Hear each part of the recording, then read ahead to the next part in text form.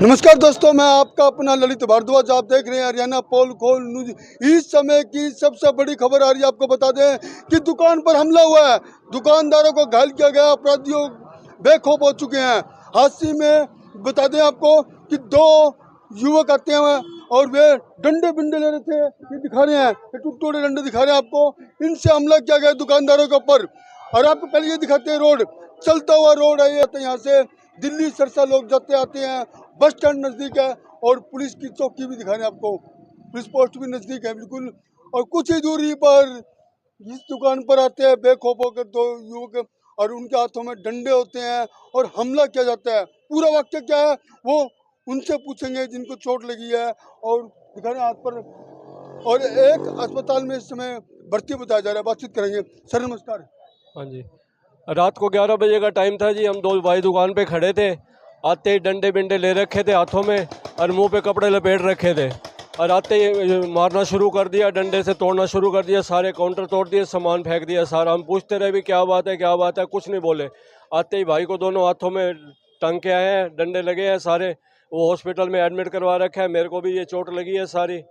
तो मारते ही उसके बाद फिर निकल गए, भाग गए। उसके बाद गाड़ी सामने खड़ी थी, गाड़ी में बैठ के चले गए जी। जिस समय वे आए थे उन्होंने कुछ बात की आपसे? कोई बात ही नहीं करी। पूछते रहे जी क्या बात है, बात क्या हुई है, गलती तो नहीं होगी, किसी और को कहीं जाना हो आपने या कुछ है। तो बिल्कुल कोई बात ही नहीं करी, हमारे साथ बोले भी नहीं।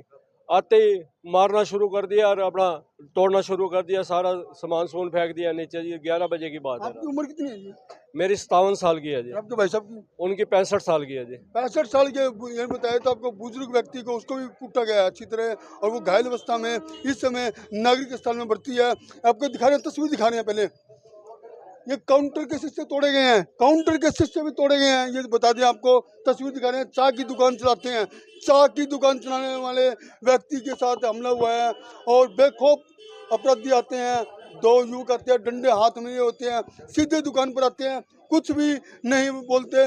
आते ही दुकानदार पर हमला किया जाता है। दो युवक आए, दोनों के हाथों में डंडे थे और दो व्यक्तियों को घायल करके चले गए हैं। इस समय लोग भी काफी संख्या में यहाँ जुड़ चुके हैं। अच्छा, पुलिस को बताया गया, सूचना दी पुलिस को रात को तुरंत ही सूचना दी। 112 गाड़ी आई है, वो पिताजी को लेके हॉस्पिटल गए हैं। उसके बाद एसपी साहब को फ़ोन किया गया है, उन्होंने 2 गाड़ियां भी भेजी हैं, लेकिन वो फिर कभी पकड़ में नहीं आए। उनकी गाड़ी का नंबर नोट है जी, सामने सीसीटीवी में उनकी शक्लें भी आई हुई हैं। अब पुलिस क्या कार्रवाई करती है वो प्रतीक्षा करते हैं जी। आज से जिला पुलिस मुख्यालय आपको बता दें कि पुलिस को सूचना दी गई। 112 डायल पुलिस भी पहुंची और घायल को पुलिस ही लेकर नागरिक अस्पताल में पहुंची है। और फिर दिखा दें आपको, पीछे की तरफ भी दिखा रहे हैं, काफ़ी संख्या में लोग जुटने शुरू हो चुके हैं और बेखौफ होकर आते हैं। और चलता हुआ रोड है ये, बता दें आपको, दिल्ली सरसा को जोड़ता है।